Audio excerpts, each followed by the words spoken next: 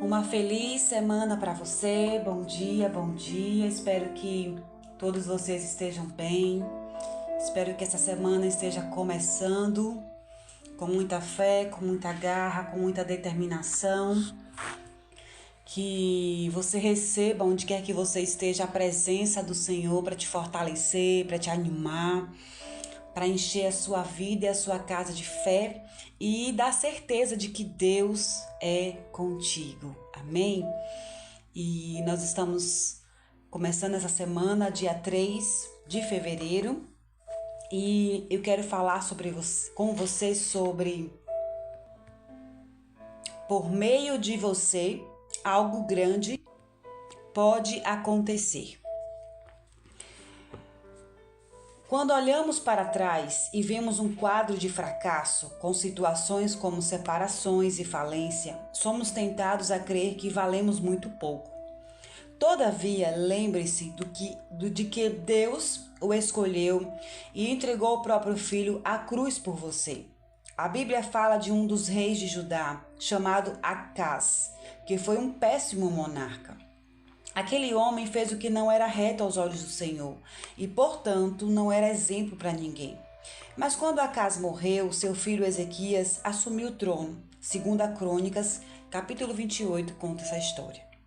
Olhando para esse cenário, Ezequias tinha tudo para ser como o pai. No entanto, ele decidiu escrever uma nova história. Por isso, rejeitou o procedimento reprovável de Acás. Sim, Ezequias fez diferente e acabou se tornando um dos melhores reis da história da sua nação. Eu não sei como é o seu histórico familiar, mas lhe garanto que é possível escrever uma nova história a partir de você. Eu acredito que Deus escolheu você para fazer a diferença e para isso um novo tempo pode começar a qualquer momento. Prepare-se, porque quando Deus quer, ninguém consegue impedir. A frase de hoje ela diz assim: a sua história será uma inspiração para muitas pessoas. Amém. É o que eu desejo. Que realmente eu possa inspirar as pessoas não com o que eu sei fazer, até porque tudo que eu sei, tudo que eu sou vem de Jesus, vem de Deus, mas que de fato ao olhar para a minha vida, ao olhar para a sua vida, as pessoas possam ver algo de Jesus, algum traço de Jesus, algum traço de transformação, algum traço, né, do reino de Deus através das nossas vidas. O desejo de Deus é que nós almejemos por isso, queridos, e busquemos isso hoje, sabe? Comece essa semana olhando para você, o que você faz, como você vive, como é que você toma as suas decisões, como é que você faz as suas escolhas, né? Quem é você de fato? Nós somos um conjunto de escolhas e de situações a qual nós escolhemos, decidimos viver. Passamos por situações de medo e escolhemos se vamos alimentar o medo ou se vamos com medo mesmo, né? Passamos situações de dúvida, de incertezas, de tristezas. Todos nós, todos os dias, estamos vivendo algum dilema. Um dilema no trabalho, de relacionamento com um colega de trabalho, com o patrão, dilema dentro de casa com a nossa família, dilema com pessoas ao qual nós nos relacionamos e parece que a gente nunca vai se dar bem. Todos nós, dilemas financeiros, pessoais, emocionais. Mas eu quero que, é como o título desse devocional ele diz, eu quero que você olhe para você e entenda que por meio de você, inserido ou não em algum caos, em alguma situação, em alguma dificuldade, nós precisamos crer que por meio de nós, algo grande pode acontecer. Eu não tenho histórico na minha família de ninguém que usou as redes sociais para falar, né, de Jesus. Eu não tenho histórico de quem está compartilhando. Eu não preciso ter um histórico. O que o autor e o que o Senhor quer nos dizer com essa história em 2 Crônicas 28, que é o nosso texto de hoje, né, com a história de Ezequias, é justamente isso. Olha que nós estamos falando de uma história onde geralmente o filho, ele além de herdar o reino, o trono, ele dava sequência ao legado do pai, ao que o pai vinha fazendo. Mas Ezequias deixou falar mais alto o que ele creu, o que ele acreditou, o que ele ouviu falar de Deus, ao invés de dar crédito no que o pai estava fazendo, no que o rei Acaz estava fazendo. Então é isso que nós precisamos tomar hoje como lição, queridos. Não é porque você nasceu num lar disfuncional, um lar destruído, onde, sabe, sem estrutura nenhuma, sem afeto nenhum, que você vai ser essa pessoa amarga, rancorosa, né, reclamona da vida porque você não teve. Ah, eu não recebi isso. Quantas vezes eu também já fui tentada em olhar para os meus filhos e dizer assim, eu não tive isso que você teve. Ao invés de dizer dessa forma, porque ele também não tem culpa de ter nascido numa geração, numa situação, e de mim. Os nossos filhos não têm culpa disso. Então não imponhamos esse peso, né? Mudamos a forma de falar. Ao invés de eu dizer isso, o que é que eu digo? Olha, tem muita gente que não tem a realidade que você tem.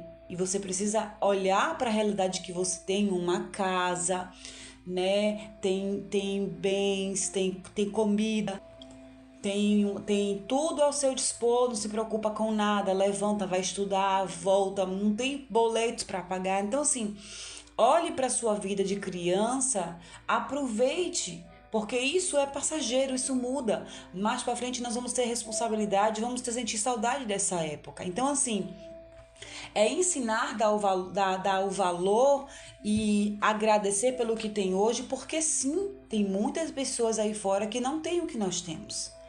E aí isso gerar em nós, além de um sentimento de responsabilidade, porque eu preciso ser responsável pelas minhas escolhas, pelas minhas atitudes, pelo que eu sou.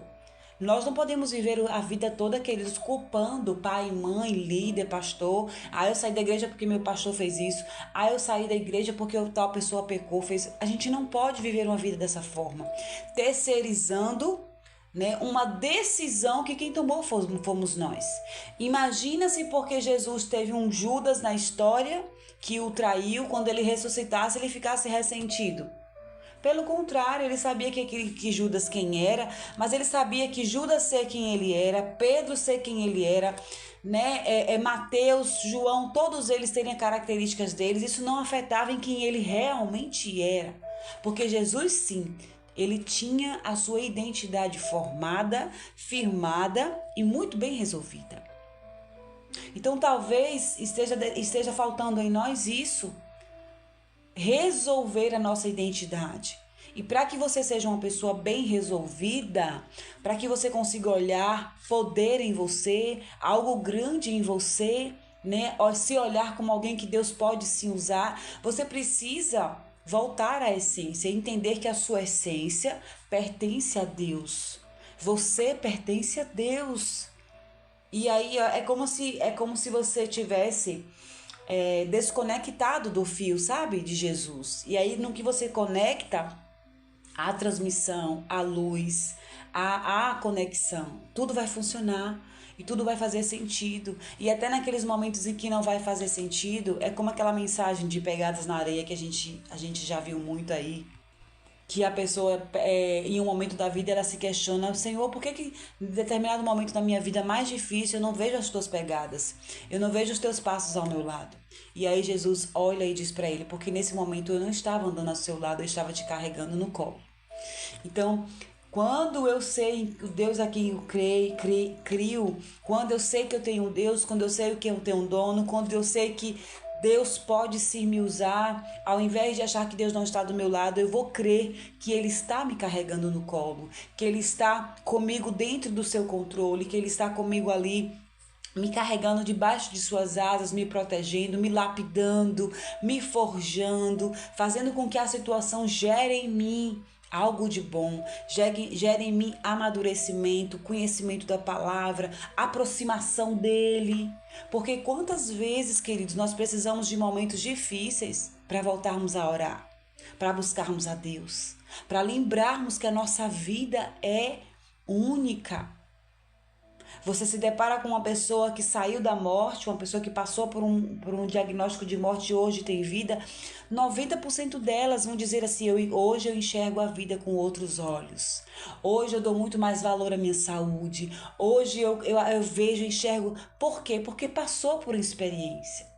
Só que eu e você, nós estamos tendo o privilégio de ser uma pessoa com outros olhos, com um amadurecimento, sabe, com uma nova forma de viver, sem precisar passar por lutas, por dores. Você não precisa passar, queridos, por experiências para ter que aprender a ser grato, para ter que aprender a devolver a glória para o Senhor, para ter que aprender que Jesus, Ele escolheu você para estar aqui hoje escutando essa mensagem, para dizer para você: sim, você é capaz, sim, eu te escolhi, sim, eu coloquei sobre você o meu selo, coloquei sobre você o meu espírito, eu quero te usar para abençoar a tua família, para ser uma bênção no teu trabalho, para ser uma bênção nos lugares que você passar. Deseje, sabe? Deseje deixar o rastro de amizade, de paz, de deixar um rastro onde as pessoas de fato percebam. Se você que me ouve hoje, você é um cristão, você é alguém que já vive, já tem uma vida com Deus, olha, nós não temos, Deus não nos chamou para estarmos perdendo tempo, sabe? Contando as nossas lamúrias, as nossas dores. Não foi para isso que você foi escolhido. Fomos escolhidos para dar testemunho de Cristo, para testemunhar do seu amor, das boas novas. Cristo está às portas. Então, que nós possamos nos preparar, que possamos preparar o nosso coração, preparar a nossa vida, para todos os dias receber a presença do Senhor e crer de fato, queridos, crer algo novo pode sim sair de você. Olha a história que nós lemos de 2 Crônicas 28. No texto que nós lemos, né, que a nossa referência de hoje, 2 Crônicas 28, ele já começa assim o capítulo 28. Tinha Acaz 20 anos de idade quando começou a reinar. 16 anos reinou em Jerusalém e não fez o que era reto aos olhos do Senhor, como Davi, o seu pai. E se você parar para analisar, se você quiser acompanhar na sua Bíblia, o capítulo 28 de 2 Crônicas diz que Acaz tinha 20 anos e ele não fez o que o seu pai o ensinou, que era Davi. E o capítulo 29 de 2 Crônicas, ele vai dizer o seguinte: tinha Ezequias, que é o filho de Acaz, 25 anos de idade quando começou a reinar, reinou 29 anos em Jerusalém, e era o nome de sua mãe, Abiá, filha de Zacarias. E o verso 2 vai dizer assim: e fez o que era reto aos olhos do Senhor, conforme tudo quanto fizera Davi.